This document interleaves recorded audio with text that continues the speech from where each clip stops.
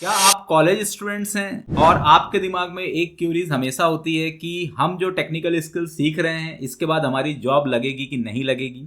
2026 में job opportunity क्या रहेगी? या बहुत सारे स्टूडेंट ऐसे होते हैं जो टेक्नोलॉजी में बहुत सारे कोडिंग या प्रोग्रामिंग लैंग्वेज सीख लेते हैं, उनका लॉजिकल स्किल्स भी अच्छा रहता है, डीएसए भी सीख लेते हैं, लेकिन उसके बाद भी उनकी जॉब नहीं लगती है। तो बेसिकली 2026 या 2025 के अंदर जिन स्टूडेंट्स जॉब के लिए जो प्रिपरेशन कर रहे हैं उनकी जॉब ना लगने का सबसे बड़ा रीजन क्या हो सकता है या क्या है, ये सभी बातें मैं करूंगा। और इसके अंदर मैं अपना जो जेन्युइन एक्सपोजर है, 15 ईयर्स का जो मेरा एक्सपीरियंस है, ठीक है, जिसमें बहुत सारा एक्सपीरियंस मेरे को रिक्रूटमेंट का भी है, साथ ही साथ मैंने बहुत सारे लाइव प्रोजेक्ट डेवलप भी किए और बहुत सारे स्टूडेंट्स को मैंने प्रैक्टिकली सिखाया भी है। और मैं 15 ईयर से कंटिन्यूसली अलग अलग टेक्नोलॉजीज के अंदर ट्रेनिंग दे रहा हूँ। तो मेरा जो एक्सपीरियंस है, देखो ये मतलब एक ऐसी बात है जो मैं नॉर्मल आप करियर काउंसलिंग सेशन समझ सकते हो, या पर्टिकुलर आप ये समझ सकते हो कि आपको गाइडेंस में दे रहा हूं अपने एक्सपीरियंस के साथ कि बेसिकली आपको आज के सिनेरियो में जॉब गेट करना है तो आपको क्या करना चाहिए। 3 चीजें मैं आपको बताना चाह रहा हूं कि पहले का जो पर्टिकुलर रिक्रूटमेंट सिनेरियो क्या था कि पहले कंपनी कॉलेज के अंदर जाती थी। अब कंपनी का क्राइटेरिया था, जो बहुत बड़ी कंपनी थी वो बहुत बड़े कॉलेज में जाती थी, जो मीडियम स्केल कंपनी थी वो मीडियम कॉलेजेस में जाती थी, मतलब टीयर 2 या टीयर 3 कॉलेज में जाती थी। और जो नॉर्मल बिल्कुल स्टार्टअप कंपनी है वो नॉर्मल कॉलेजेस में जाती थी। वहां पर कैंपस ड्राइव होता था, प्लेसमेंट होता था और बच्चों को सेलेक्ट करती थी कंपनी। वहां पर कंपनी इंफ्रास्ट्रक्चर में स्टूडेंट आते थे, ट्रेनिंग होती थी और उनको जॉब मिल जाती थी। इस तरीके से 70 to 80% बच्चे प्लेस हो जाते थे, 20% बच्चे प्लेस नहीं होते थे। उसका रीजन ये था कि उनको टेक्निकल लाइन में जाना ही नहीं था, बहुत सारे लोगों को डिफरेंट डिफरेंट लाइन में जाना था और कुछ लोगों का इंटरेस्ट ही नहीं था। तो ये सिनेरियो था। लेकिन अब सिनेरियो चेंज हो चुका है। आपका सिनेरियो ये है कि अब कॉलेज मैटर ही नहीं कर रहा है कि आप किस कॉलेज से हो। अब जो टॉप से टॉप कंपनी है ना, उसको स्किल ओरिएंटेड वो रिक्रूटमेंट कर रही है। अब आप माइक्रोसॉफ्ट के अंदर, गूगल के अंदर, फेसबुक के अंदर, मेटा के अंदर, आप किसी भी कॉलेज से बिलोंग करते हो आप सेलेक्ट हो सकते हो। तो ये एक तरह से देखा जाता है एक एडवांटेज भी है। आप बहुत बड़े टॉप कॉलेज से हो और यदि आपके पास स्किल नहीं है, आपके पास प्रैक्टिकल स्किल्स नहीं है, आपके पास प्रोजेक्ट नहीं है, आपने लाइव प्रोजेक्ट में वर्क नहीं करा है, आप जो मॉडर्न चीजें हैं जैसे मान लो फॉर एग्जांपल अभी डेवऑप्स चल रहा है, CI/CD पाइपलाइन का नॉलेज होना चाहिए, एआई के अंदर के टूल्स या जेन के टूल्स के बारे में आपको इन्फॉर्मेशन नहीं है, तो आप सेलेक्ट नहीं होंगे। आप सिर्फ एप्टीट्यूड पढ़ने से, रीजनिंग की प्रिपेयर करने के से, या बहुत सारे बच्चे ऐसे सोचते हैं कि कम्युनिकेशन स्किल या स्पोकन की क्लास लगा लिया उन्होंने, थोड़ा सा C++ डीएसए पढ़ लिया और फिर बस एक रिज्यूम प्रिपेयर कर लिया और आप चले गए इंटरव्यूज के लिए। ऐसे में आपका सिलेक्शन नहीं होने वाला है। अब आपको कुछ एक्स्ट्रा ऑर्डिनरी करना पड़ेगा। अब आपको एक्स्ट्रा चीजें सीखनी होगी और थोड़ा सा पेशेंस भी रखना होगा, क्योंकि आजकल मैं देख रहा हूं कि जो न्यू स्टूडेंट्स कॉलेज से निकलते हैं वो एकदम से ऐसा चाहते हैं कि बस उनका डिग्री खत्म हो और सीधे उनका प्लेसमेंट हो जाए। लेकिन देखो एक्चुअली क्या रहता है कि अब कंपनी के अंदर सीधी सी बात है कि एआई एरा में कंपनी के अंदर 50% वर्क एआई कर रहा है। ये बात बिल्कुल ट्रूथ है, इसको आपको एक्सेप्ट करना पड़ेगा। अब कंपनी के अंदर जो ओपनिंग है ना वो 50% की है और उस 50% कंपनी ऐसे कैंडिडेट को लेना चाहती है जो उस एआई टूल से अच्छा काम करे, क्योंकि एआई तो काम कर ही रहा है। अब आप फ्रंट एंड सीख के जाते हो, रिएक्ट सीख के जाते हो, आपको कौन जॉब देगा? जो डिजाइन आप करते हो उससे 10 गुना अच्छा डिजाइन तो एआई करके दे रहा है ना, आपका जेन एआई टूल्स करके दे रहा है। बहुत सारे अलग अलग टाइप के LLM LLV मॉडल्स मार्केट के अंदर क्रिएटेड है और उनका यूज हो रहा है। तो कंपनी आपको क्यों हायर करेगी? क्योंकि आपको कुछ स्पेशल आना चाहिए, आपको बैकएंड का काम बहुत अच्छे से आना चाहिए, आपका लॉजिक स्किल्स बहुत डेवलप होना चाहिए, आपको आर्किटेक्चर डिजाइन आना चाहिए, आपको क्लाउड इंफ्रास्ट्रक्चर का नॉलेज होना चाहिए, CI/CD पाइपलाइन का नॉलेज होना चाहिए। तो ये सभी चीजों को आपको सीखना होगा। आप ये नहीं बोल सकते कि नहीं मैं C++ डीएसए और एक छोटा सा कॉपी पेस्ट वाला प्रोजेक्ट लेकर के जाऊंगा और मेरा सिलेक्शन हो जाएगा, मेरा बीटेक की डिग्री बहुत A+ ग्रेड है। इससे कोई फर्क नहीं पड़ने वाला है। अब मैं ये भी नहीं बोलना चाह रहा हूं कि जॉब नहीं है। आईटी के अंदर बहुत सारी जॉब है, क्योंकि एआई के आने से जितने भी नॉन आईटी सेक्टर्स हैं सब कुछ ऑटोमेट हो रहे हैं। और ऑटोमेट कौन करेगा? आप करोगे, ठीक है, एक आईटी प्रोफेशनल ही तो करेगा। और आईटी प्रोफेशनल में जो फ्रेश आईटी प्रोफेशनल है उनकी डिमांड बहुत ज्यादा हो रही है, क्योंकि जो आउटडेटेड आईटी प्रोफेशनल्स हैं वो ऑटोमेटिकली या कि इंडस्ट्री से बाहर किए जा रहे हैं, ये वो ऑटोमेटिकली इंडस्ट्री से बाहर हो रहे हैं, क्योंकि उनके अंदर का जो माइंड सेटअप है ना वो अपडेट करने का नहीं है। जो फ्रेश लर्नर होता है ना उसको अपडेट करने का स्किल्स बहुत अच्छा रहता है, वो बहुत आसानी से अपने आप को अपडेट कर सकता है। कंपनी को इस बात का पता है। और आपके जो कॉम्पिटिटर हैं, जैसे आपके कॉलेज में अभी भी 5% से 10% बच्चे हैं जो इस तरीके के एक्स्ट्रा ऑर्डिनरी स्किल्स सीख रहे हैं, तो आपको भी वो एक्स्ट्रा ऑर्डिनरी स्किल्स सीखना पड़ेगा। जब तक आप उस एक्स्ट्रा ऑर्डिनरी स्किल्स को नहीं सीखोगे तो आपके कलीग का प्लेसमेंट हो जाएगा, आपका प्लेसमेंट नहीं होगा। तो देखो मैं कुछ चीजें आपको बताना चाह रहा हूं कि यदि आपको सक्सेसफुली प्लेस होना है तो इसके लिए आपको क्या करना चाहिए, वो भी एज अ फ्रेशर्स। तो सबसे पहले यदि आप बीटेक फाइनल ईयर में हो, बीटेक के जगह में मैं कोई सा भी ग्रेजुएशन हो सकता है। बीटेक मैं बोल रहा हूं, इसका मतलब ये नहीं कि सिर्फ बीटेक की बात कर रहा हूं मैं, इसमें बीसीए भी हो सकता है, बीकॉम भी हो सकता है, बीबीए भी हो सकता है, बीएससी प्लेन भी हो सकता है, किसी भी टाइप का स्ट्रीम इसके अंदर हो सकता है।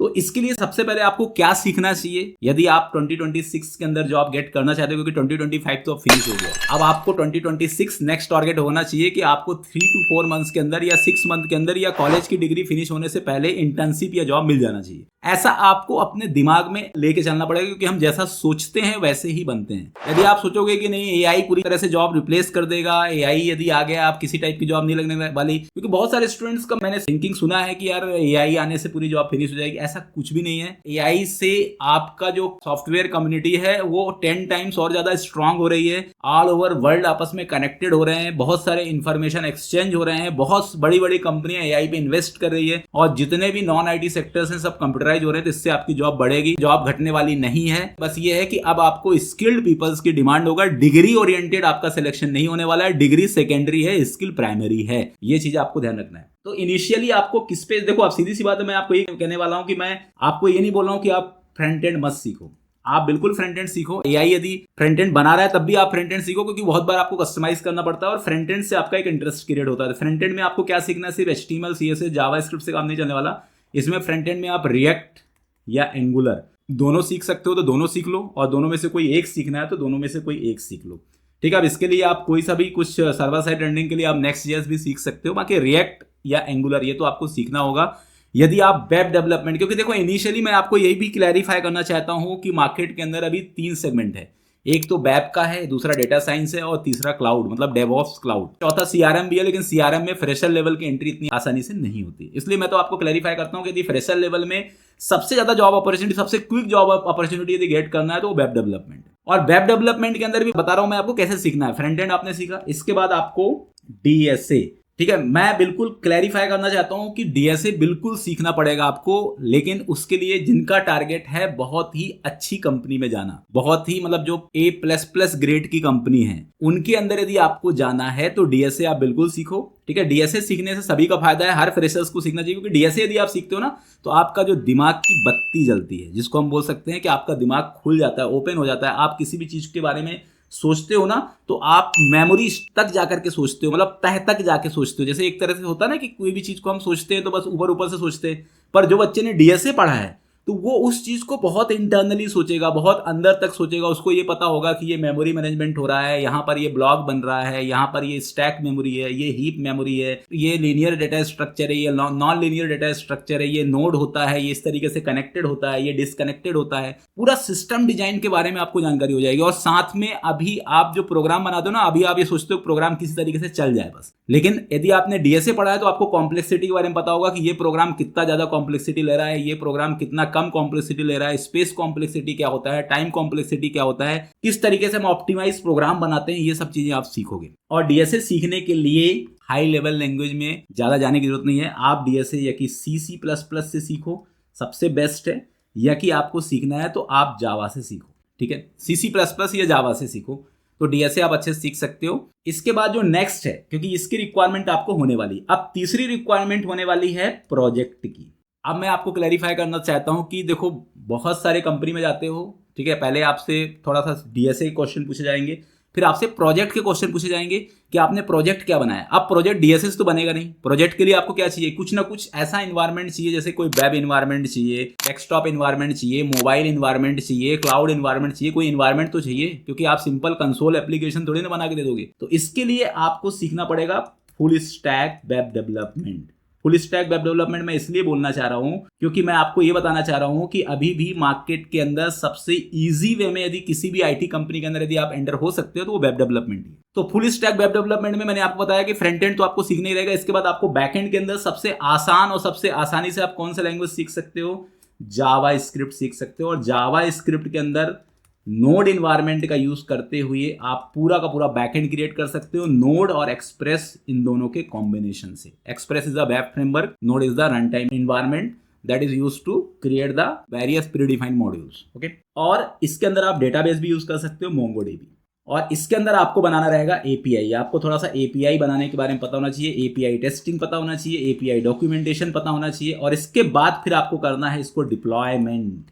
और डिप्लॉयमेंट के लिए आपको आना चाहिए CI/CD पाइपलाइन। और CI/CD पाइपलाइन आपको तब आएगा जब आपको आएगा क्लाउड। तो मतलब आपको AWS या गूगल क्लाउड या अज्योर के बारे में सीख सकते हो। अभी सबसे ज्यादा वैसे टॉप में AWS चल। तो मतलब कहने का मतलब ये है कि ये सिनेरियो आपको फॉलो करना पड़ेगा कि आपको फ्रंट एंड सीखना रहेगा, डीएसए सीखना रहेगा, आपको बैक एंड में नोड एक्सप्रेस सीखना रहेगा, साथ ही साथ आपको मोंगोडीबी डेटाबेस का नॉलेज होना चाहिए, सीआई/सीडी पाइपलाइन का नॉलेज होना चाहिए। ये सब चीजें सीखो और इसके बाद आप कम से कम 3 लाइव प्रोजेक्ट्स बनाओ। लाइव प्रोजेक्ट क्यों बोल रहा हूं मैं आपको, क्योंकि प्रोजेक्ट आपके लाइव होना चाहिए। और आजकल लाइव तो आपको पता है ना, AWS में जाओ, वहां पर आप एक मशीन बनाओ, वहां पर एक सर्वर क्रिएट करो, अपने प्रोजेक्ट को एक डॉकर कंटेनर के अंदर रखो और सीधे उसको डिप्लॉय कर दो। तो एक्चुअली क्या होता है, लाइव करना बहुत आसान हो चुका है। तो आपका प्रोजेक्ट लाइव होना चाहिए, उसका URL मेंशन कर दो। तो इससे ये पता चलेगा कि रियल टाइम प्रोजेक्ट आपने बनाया। गिटहब रिपोजिटरी के अंदर अपने प्रोजेक्ट का सोर्स कोड दे दो, उसका लिंक आप अटैच कर दो। तो ये एक आपका एविडेंस होगा कि आपने काम कर रखा है। तो सामने वाला इंटरव्यूअर आपका रेज्यूमे देखेगा तो आपको सबसे पहले शॉर्टलिस्ट करेगा। और मैं बता रहा हूं, यदि आप इस रोड मैप को फॉलो करते हो तो आपका कॉन्फिडेंस इतना ज्यादा बढ़ जाएगा कि ऑटोमेटिकली कंपनी के अंदर इंटरव्यू में आप जाओगे ना, तो आपका कॉन्फिडेंस अलग ही रहेगा और आप बहुत आसानी से आप सेलेक्ट हो जाओगे। अब बहुत सारे स्टूडेंट तो ऐसे होंगे जिसमें से थोड़ा थोड़ा सीख लिए होंगे 5%। अब आजकल मैं देख रहा हूं कि देखो, मैं अपना एक्सपीरियंस बताता हूं कि बहुत सारे स्टूडेंट तो सीखते तो हैं लेकिन वो पूरा नहीं सीखते, बहुत ही सिंपल चीजें सीख लेते हैं। और उनको यदि मैं बोलता हूं कि चलो रिएक्ट के अंदर एक कंपोनेंट बनाओ, बिना कुछ यूज किए, बिना कुछ शॉर्टकट के, नोटपैड के अंदर एक कंपोनेंट का पूरा कोड लिखो जिसमें पूरे फॉर्म एलिमेंट्स रहेंगे। उस फॉर्म एलिमेंट्स के अंदर आपका स्टेटफुल वेरिएबल्स या स्टेटफुल प्रॉपर्टीज यूज करना है, या कुछ मैं आपको लॉजिकल ऑपरेशंस करने के लिए देता हूं, तो आप बिना देखे नहीं कर पाते हो। तो मैं आपको ये भी क्लैरिफाई करना चाहता हूं कि बहुत सारी चीजें आपको बिना देखे आना चाहिए। जैसे फॉर एग्जांपल, यदि आपको बोल दिया जाए कि फंक्शनल कंपोनेंट के थ्रू आपको रिएक्ट का लाइफ साइकिल मेंटेन करना है, जिसको पूरा बिना देखे आपको पूरे मेथड्स आने चाहिए। कॉन्टेक्स्ट एपीआई कैसे काम करता है, उसका बिना देखे आपको कोड आना चाहिए। रूटिंग कैसे क्रिएट होता है, रूट मैनेजमेंट कैसे होता है रिएक्ट में, उसका बिना देखे कोड आपको आनी चाहिए। यदि आपको बिना देखे कोड आती है, मतलब इंटरव्यू के लिए आप प्रिपेयर्ड। ठीक है, आपको एक पेपर दे दिया जाएगा, उसमें आपको कोड लिखवाया जाएगा। यदि आपने कोड लिख लिया देन यू विल सेलेक्टेड। तो इस तरीके से आपको पढ़ाई करनी है, ना कि सिर्फ एक वीडियोग्राफी जैसे पढ़ाई करनी कि बस वीडियो देखा, हाँ ठीक है आता है, और आपको जब कोड लिखाया गया तो आप उसको नहीं लिख पाते। तो यदि इस तरीके से यदि आप पढ़ोगे तभी आपका प्लेसमेंट होगा। अब मैं आपको बताना चाह रहा हूं कि अब आपको इनके रिसोर्सेस कहां से मिलेंगे, जो ट्रू रिसोर्सेस है, जो कंपनी के अंदर पूछे जाते हैं। तो मैं आपको ये भी बताना चाह रहा हूं, देखो बहुत सारे मार्केट के अंदर रिसोर्सेस हैं, बहुत सारे रिसोर्स आजकल तो यूट्यूब के अंदर भी अच्छे रिसोर्स आपको मिलेंगे बस। लेकिन उसमें सजेशन मैं आपको ये देता हूं कि जो भी रिसोर्स आप यूज करो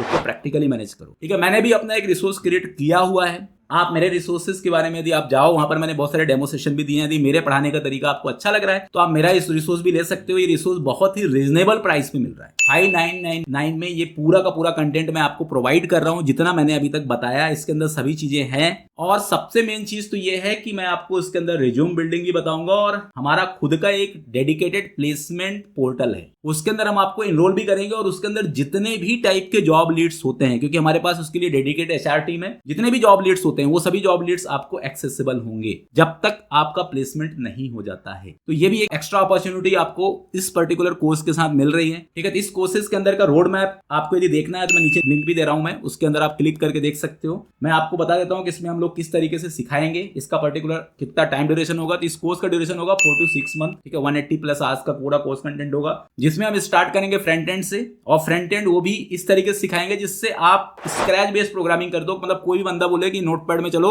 इस पर्टिकुलर एक लेआउट बना दो, तो आप 2 मिनट के अंदर वो लेआउट क्रिएट कर सको। मतलब कोड याद होना चाहिए, कोड आपको पढ़ना नहीं है, कोड को आपको याद रखना है। इसके बाद हम प्रिपेयर कराएंगे आपको डीएसए, वो भी बहुत ज्यादा इन डेप्थ में। कि डीएसए से हमारा मतलब ये है कि मेमोरी मैनेजमेंट कैसे होता है, आपका लॉजिक बिल्डिंग कैसे होगा, एरे क्या होता है, लिंक लिस्ट क्या होता है, स्टैक क्या होता है, क्यू क्या होता है। ठीक है, ऑप्टिमाइजेशन कैसे करते हैं, कॉम्प्लेक्सिटी कैसे निकालते हैं, सर्चिंग सॉर्टिंग कैसे करते हैं, ट्री ग्राफ कैसे बनाते हैं। ठीक है, और कुछ रियल वर्ल्ड प्रॉब्लम्स जो डीएसए के पूछे जाते हैं इंटरव्यू में, वो भी हम सॉल्व कराएंगे। इसके बाद जो नेक्स्ट रहेगा हमारा, वो पूरी तरह से रहेगा रिएक्ट जेएस पे। रिएक्ट जेएस इन डेप्थ हम इसके अंदर सिखाएंगे, और आज के डेट में जो मॉडर्न यूआई क्रिएट होता है ना, वो डेवलप करके बताएंगे। इसके अंदर बैकएंड के अंदर हम नोड जेएस, एक्सप्रेस जेएस भी सिखाएंगे। पूरा प्रोजेक्ट लेकर के एक डेटाबेस क्रिएट कराएंगे और डेटाबेस से इंटीग्रेशन करेंगे, और क्लास सेशन के अंदर एक पूरा का पूरा प्रोजेक्ट डेवलप किया जाएगा। इसके बाद आपको 2 प्रोजेक्ट का पूरा एसआरएस भी हम आपको देंगे, जिससे उस एसआरएस को फॉलो करते हुए आपको प्रोजेक्ट डेवलप करना और उस प्रोजेक्ट को डिप्लॉय कैसे करना, ये सब चीजें भी हम आपको बताएंगे। रिज्यूम बिल्डिंग भी रहेगा, मॉक इंटरव्यू प्रिपरेशन सेशन भी रहेगा कि यदि आप मॉक इंटरव्यू भी देना चाहते हो तो आप ऑफलाइन ऑनलाइन दोनों मोड में दे सकते हो। और इस पर्टिकुलर जो कोर्स है, इसका सबसे बड़ा जो ऑब्जेक्टिव है वो है प्लेसमेंट, क्योंकि प्लेसमेंट के लिए ही हर स्टूडेंट प्रिपेयर होता है। तो प्लेसमेंट के लिए हमने एक डेडिकेटेड पोर्टल बनाया है, आप चाहो तभी भी जाके देख सकते हो। और जो लोग बोलते हैं ना कि जॉब नहीं है, मार्केट के अंदर बहुत सारी जॉब है, अच्छे कैंडिडेट कंपनी को नहीं मिल रहे। मैं खुद एक आईटी कंपनी रन कर रहा हूं, मेरे पास बहुत सारी वैकेंसी रहती है, लेकिन जो मेरे पास स्किल्स की रिक्वायरमेंट है वो स्किल्स कैंडिडेट के पास नहीं होती है, क्योंकि हमें कभी कभी फ्रीक्वेंट स्किल्स चाहिए। ऐसा नहीं है कि हमारे पास टाइम नहीं होता कि हम 2 महीने वेट करेंगे। हमें ऐसा रहता है कि जो हमने हायर किया और कल से ही हमें काम करना है। तो इस तरीके से अब आपको 2026 में प्रिपेयर होना है। यदि आप इस तरीके से प्रिपेयर होते हो तो डेफिनेटली आपकी जॉब लग जाएगी। आप इस पर्टिकुलर सिलेबस को बहुत डिटेल में देखिए, ठीक है। आपको मैंने इस पर्टिकुलर पेजेस के अंदर अपना खुद का डेमोन्स्ट्रेशन भी बताया कि मैं कैसे क्लास सेशन के अंदर पढ़ाता हूं। इसके लेक्चर्स भी मैंने इसके अंदर लगाया हुआ है, आप वो भी देख सकते हो। जावा स्क्रिप्ट का भी लेक्चर है। इंटरव्यू कैसे हम लोग प्रिपेयर कराते हैं वो भी हम पूरा इसके अंदर डाला हुआ है। आप बहुत ही अच्छे तरीके से पूरा का पूरा लैंडिंग पेज विजिट करिए, ठीक है। हमारा पढ़ाने का तरीका देखिए और उसके बाद आप एनरोल करिए। और इससे अच्छा रिसोर्स कहीं पे और भी मिल रहा हो आपको इसी तरीके का, तब भी आप एनरोल कर सकते हैं।